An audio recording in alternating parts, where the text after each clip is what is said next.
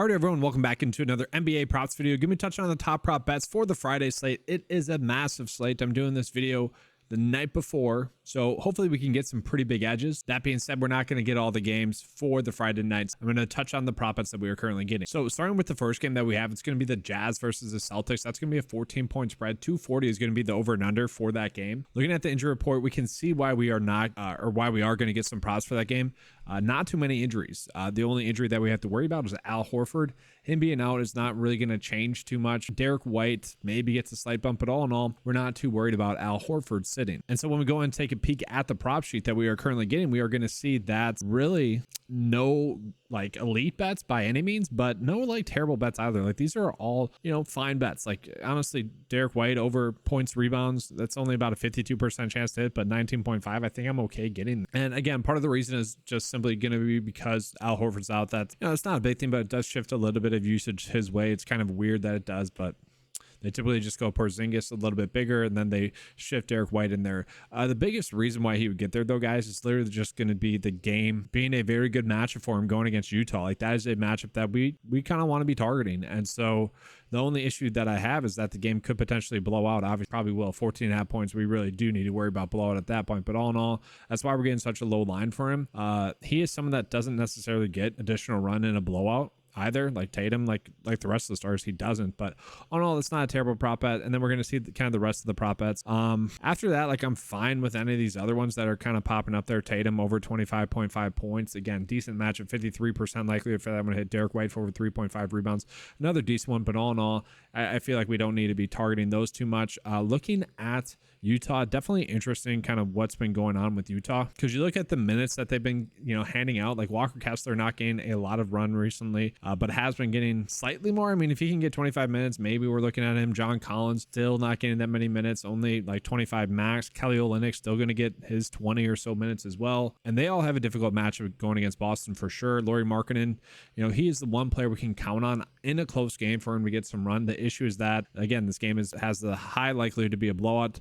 Fontecchio is someone that we could probably count on to get around 30 minutes if the game is a blowout. And we can see over the last 3 games, that is what has happened: 35, 29, and 31 minutes. He has been someone that has been shooting the basketball a little bit more as well. All in all, that's not something I want to chase against Boston. That is a very difficult matchup. If we look at it, Jordan Clarkson, you know, he is someone that in that last game against Detroit, 38 minutes. We can't bank on his minutes being there, but like besides Markkanen, he's like their next best player. At the start of the season, he was consistently averaging 30 plus minutes. Like DFS wise, he was like a no-brainer play for quite some time. If he is going to start to get more run like he had been, definitely someone we could be interested in. But again, the issue is that Colin Sexton going to get 30 or so minutes. We don't exactly know what's going to happen. Chris Dunn, Horton Tucker, their players are going to get a little bit of run as well. So when these lines are popping up like they are, I get it as like not being the best bets. And I also get why the unders are being favored given the match have going against Boston, and you know, a matchup that we don't want to be targeting. And to me, maybe the only one that we have that I decently like is Fontecchio for over his points, rebounds, and assists. Again, if that game is going to be blown out, I feel like he is a logical candidate to still get minute. And he's been shooting the basketball well recently. Like this is not something you'd want to use on PrizePicks or Underdog. Again, a better DraftKings or FanDuel Sportsbook bet, but all in all, not a terrible one. And of course, the one player that I said, you know, I'd be wanting to bet on potentially, Jordan Clarkson, we're currently not getting any of his prop bets. I'm going to assume that that's because of them not knowing how to project his minutes, thus not knowing what prop lines to give him. So it does look like we are getting some prop bets for the Pacers versus Hawks game, and that's another very high total game. 264 over and under, highest I believe in NBA history. 4-point spread as well. That's going to be awesome. Looking at the injuries, Hunter is out. So Jalen Johnson, I think we can expect him to continue to play. Andrew Nembhard, game time decision. He sat out the last game. Bruce Brown was active in the last game, but he is also questionable. A game time decision there as well. All in all, if those two players do sit, we're going to see Aaron Naismith get a little bit more run, Bennett Mathurin get a little bit more run, and also TJ McConnell get a little bit more run. But I'm very curious if we're going to get any lines on Jalen Johnson. I kind of want to start out with the Atlanta Hawks. And so with DeAndre Hunter still out, yeah, Jalen Johnson is a play that I don't mind. I would like it better if Anyika Gonku was out and we could definitely lock in his minutes. But looking at Jalen Johnson, he had a pretty good matchup really the last 3 games now, going against the Kings, going against Washington, and going against OKC. This is going to be another very good matchup for him going against the Pacers. He is someone that can get there on limited limited minutes, as we have seen. You know, against OKC, he did have 5 personal fouls, but really had himself a very good game, points, rebounds, and assist wise. And that has been something over the last few games, has correlated pretty well with DeAndre Hunter being out. And so if he's going to be someone that continues to get run, I do like that.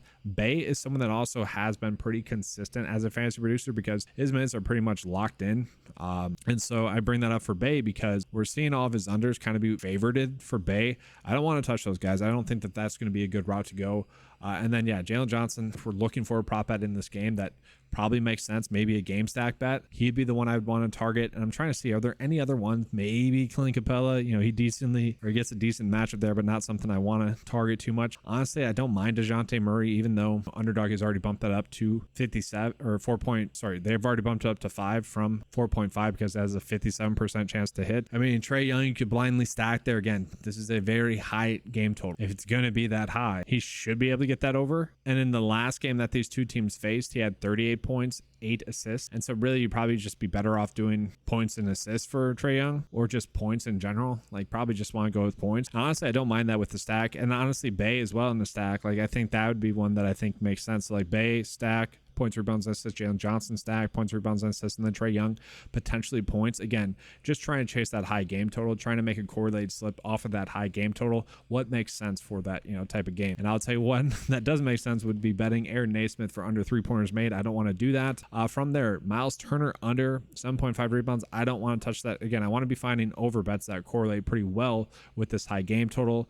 Maybe a little bit of Halliburton for over 3.5 threes, but that's a lot of threes. Jalen Smith is interesting here. Jalen Smith, 5.5 rebounds. Let's take a peek at that. And it's funny. Like, I would have said points and rebounds was a good one, but I love how they do that. Right here, they set the line at 16.5 instead of 15.5 like it should. So Jalen Smith is someone that I really don't think we can trust to get minutes, and so we probably don't want to be touching that. I was going to see if he played a decent amount of run against him in the first game. He didn't, and so all in all, yeah, probably don't want to be touching that, even though if he does get like 19 15 minutes, he can get the overs. To me, I just don't want to bet on a guy that's not getting a lot of run. It's a little bit too thin, especially with Isaiah Jackson getting some run, you know, that has 8 into a little bit of Miles Turner's minutes. Like, he's not going to get 30 plus minutes. He's going to get a max of 30. Obi Toppin had himself a very good game. He's playing about 26 minutes. And so for me, like, the bigs as it sits right now, given the props that we were getting, I don't know if I want to touch them. And then, yeah, Halliburton, he's going to shoot a lot of threes. I don't know. For me, that's tough to trust. Banking on him making that many threes. Now, in the last game against Atlanta, 9 for 15, 37 points. I would almost say, like, what is his assist prop at? Or like points, rebounds, and assists. Like, I'd probably just rather do that. We are getting Bruce Brown props, which would suggest that he's going to play. Does feel kind of low for him. Played 28 minutes in the last game against Milwaukee, 15 points, 5 rebounds, 2 assists. That was another very high game total.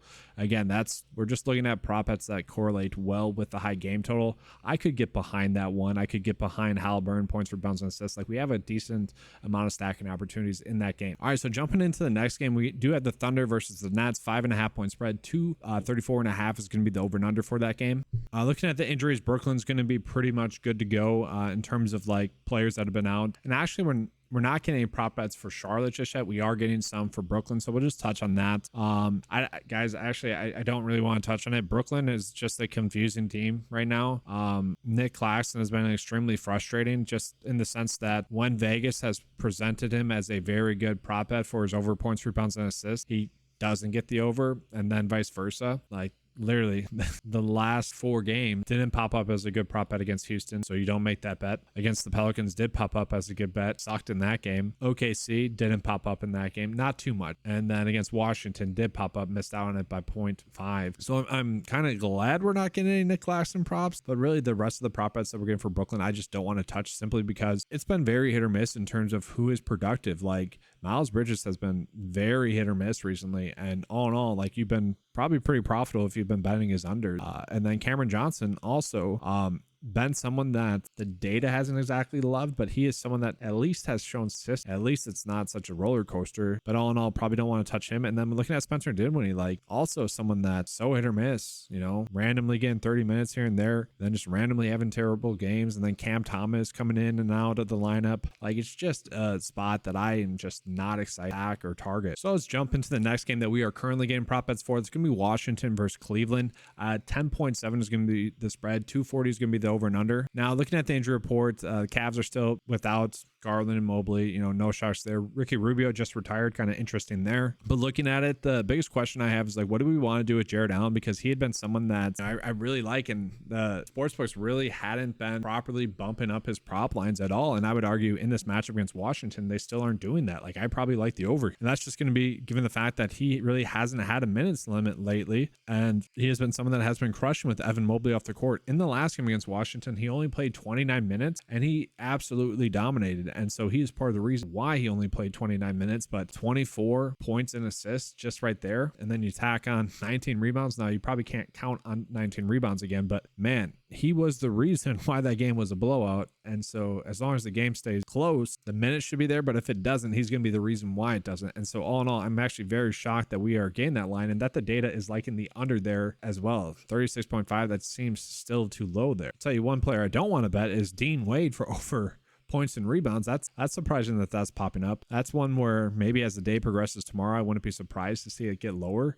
He is someone that a lot of his production is banking on him making some three balls, and the fact that he hasn't been shooting three balls lately is concerning. You know, he needs to be getting up 3 to 5 per game if he's going to get over 9.5 points and rebounds. So all in all, that's not one I want to touch. Max Strus is definitely kind of I hate when I do it. It's interesting at 3.5 assists, just given the matchup with Washington. You know, he's not someone that's typically crushing this. I mean, obviously averages 3.9 on the season, but again, you know, if the game stays a little bit closer for a little bit longer, you know, he's someone that typically does get 34 minutes or so. It's not that hard to add on another assist, especially in a good matchup. I can see why this has a 53% chance to hit. Isaac Okoro is kind of interesting as well, 52.68% chance. He is someone that has been seeing some steady minutes. I was a little bit shocked that in that game that was a blowout, he was someone that didn't get additional run. And I think because of that, it is a concern that he didn't get his over in that game, 13.5. But all in all, I could see why the data does like that one as well. And then just taking a peek at the Mitchell props that we are currently getting, guys, he had himself a pretty good game against them last game,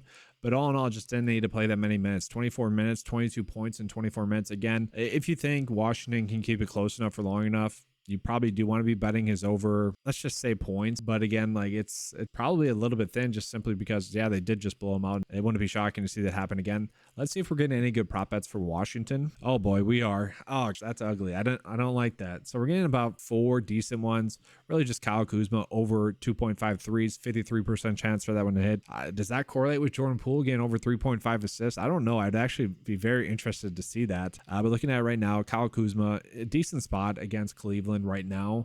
He is someone that we know is going to shoot a lot of three balls. It's just a matter of not if he's making them. You could argue him having a bad-ish game was part of the reason as to why Washington got blown out. But guys, that game was a blowout right away.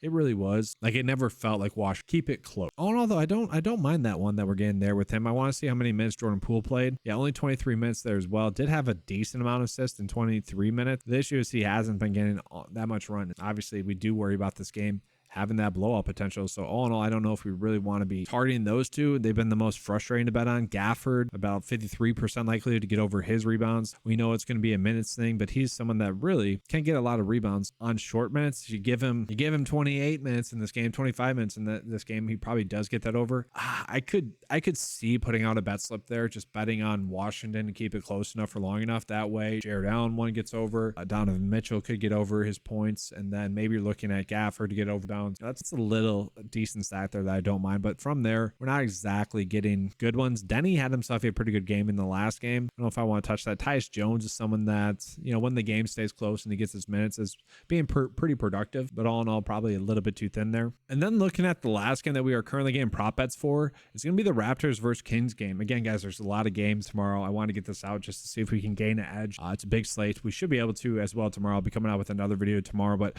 4.5 is going to be this point spread. 238 is going to be the over and under for this game. Jakob Poeltl felt like a very bad beat. The fact that last slate, he had 14 points, rebounds, and assists at half. And so you guys do the math. Didn't really do much in the second half, which was very tilting. That being said, he did do a lot in the second half as well. I mean, he had 5 blocks and 1 steal. And like, he was productive. And that's why with someone like Jakob Poeltl, I typically do like to do his over fantasy score, because for the most part, his blocks and steals are going to outweigh his turnovers. And he's someone that typically will get a couple of blocks and steals steals per game. The issue with him is he can really hit the stat sheet in multiple ways, and he is someone that still had 33 minutes in that game. Now the concern is maybe the minutes are starting to come down with him, but all in all, with Precious gone, he's kind of going to be the one that they were forced to get 30 minutes. And what was so annoying about him not getting the over is that this was a bet that I thought we were getting a pretty big edge on. And then Vegas agreed with it throughout the day as they kind of realized that he was going to get more run. This got up to like minus 145 for it to hit. I wouldn't be surprised if that happens again. Do I really want to place this bet again though with Jakob Poeltl? I think so. Honestly, the matchup with the Kings is a pretty appealing one. I think it's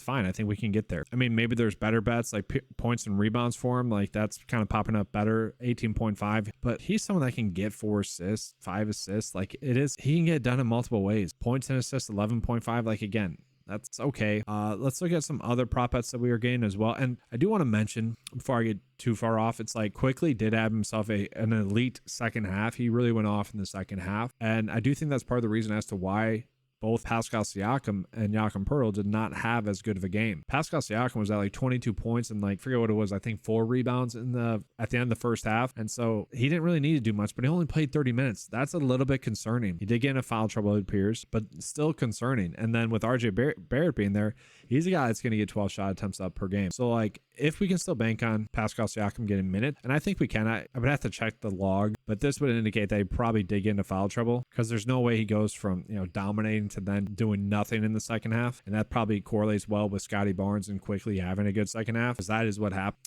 But if Scotty Barnes is going to be playing like 38 minutes as well, like I like the increase in minutes that we have seen for the bigs, but if Scotty Barnes is going to be locking in 38 to 40 minutes, I kind of don't mind that as well. And he'd be someone we can see right now, 8.5 rebounds. That's the best bet that we currently have on this video. That is one we could definitely be using. Jakob Poeltl, maybe rebounds and assists is just the one we go with. Siakam, I don't know. I'm kind of a sucker for chasing the minutes. Like I could go with 35.5 points, rebounds, and assists. This is a pretty good matchup for Toronto. It's kind of a pace up, but again, their kind of roster dynamics is a little bit different. That could be speculative. And so just showing you guys the board right now for Underdog. And I did just notice we are getting some PrizePicks bets as well. So I'll pull that up in a second here. This is what it's looking like right now. Did pull the Scotty Barnes one. Unfortunately, literally as I was going to place the bet, they pulled it. So that's unfortunate. But yeah, you can see it's a limited board at the same time. We're getting a lot of bets that are 53% likely to hit. We are getting some bets for OKC now as well. Those are seemingly a small edge. I would say like maybe a little bit of a stack and opportunity there as well. Let's pull up PrizePicks. Hopefully we're getting a little bit of better bets there. And no, looking at it guys on PrizePicks, it's an even more limited board. That's why I do the preview video with Underdog first. Yeah, very limited board there. So I do want to give you guys a bet of the day, but I also don't, but we'll try it. It's going to be so again, just kind of recapping some of the ones that I could get behind. Fontecchio, kind of hoping for the game to be more of a blowout. That way you can get over 14.5 points, rebounds, and assists. I'd be okay with that one. Derek White, potentially, what was it? Points and rebounds, I believe, was the one for him. But I honestly don't mind the idea of almost kind of blindly stacking the Atlanta Indy game. Again, this is one of the highest game totals we're going to see. Like, it's just crazy. Both of these two teams have already met. Phrase that poorly. They've already met. And it was a game that did go. So, like, if you want to blindly do Trae Young, DeJounte Murray over their stuff, like I get it. Murray over assists is one that I don't mind as well. Just given the matchup, like he is someone that typically does get over 5 assists already. Like I don't mind betting that. But to me, the ones that I want to roll with the most, like Jalen Johnson, higher points, rebounds, and assists. He is someone that has gotten a little bit more run the past few games. If he can give us 30 minutes, he has proven that he's a point per minute producer and should be able to get over that 28 points, rebounds, and assists. From there, wow, they pulled Halliburton, 12.5 assists. Kind of, I don't mind the points, rebounds, and assists for him, but I think the prop bet that we'd want to go in on the most for this squad would be probably Bruce Brown for over his points, rebounds, and assists because we can lock in his minutes. I don't mind that. And then also looking at the Washington-Cleveland game, that was a game that I mentioned we could do. Guys, I fully expect Jared Allen to still have a good game. Again, that game blew out, but he was the reason why it blew out. He had himself an extremely awesome game in that game. The issue is, like, if we are betting him to do points, rebounds, and assists at 36.5, I think that is a great bet. Don't get me wrong. You can almost just do the rebounds, right? I still think there's safety in doing points, rebounds, and assists. He might be someone, though, that I default to just doing the over fantasy score depending on what the line is, because obviously it's going to be very high, probably like 44 4 is what the line is going to be. I would still probably favor the over there. From there, I still don't mind Pascal Siakam over points, rebounds, and assists. I think that's fine. I believe he just got in foul trouble. I probably should look that up, but it's late. I'm getting tired, honestly. Yeah, so I'll go with Jared Allen, put that in there. But the one that I feel still pretty good about as well is still going to be Jakob Poeltl, whether that be points and rebounds, whether that be points, rebounds, and assists. Again, he is someone that can get 4 assists in a game. That's not too shocking. So probably more of what I'm looking at there. And then just showing you guys the Kings props. I realized I didn't show that to you guys. The bonus for over his points, rebounds, and assists at 42.5 is actually a pretty good one there as well. That is one that, you know, if you're trying to make this a 5-slip bet, maybe a 5-slip flex slip bet, you could do. And then an insured slip. Then it's not terrible. They all feel a little bit too thin though to really recommend it as bets. That I'm going to put it out there just so I can track it. But all in all, I'm hoping that we do get some more better bets. But that is going to be all for this video. Thank you guys for watching. Make sure to give a like and subscribe. Hit that notification bell as well. If you guys want access to the PrizePicks and Underdog cheat sheet, they're available at 9to5sports.com for just $10 a month. Appreciate you guys being here. Thank you guys for watching. Let's have a good slate. And as always, let's keep cashing.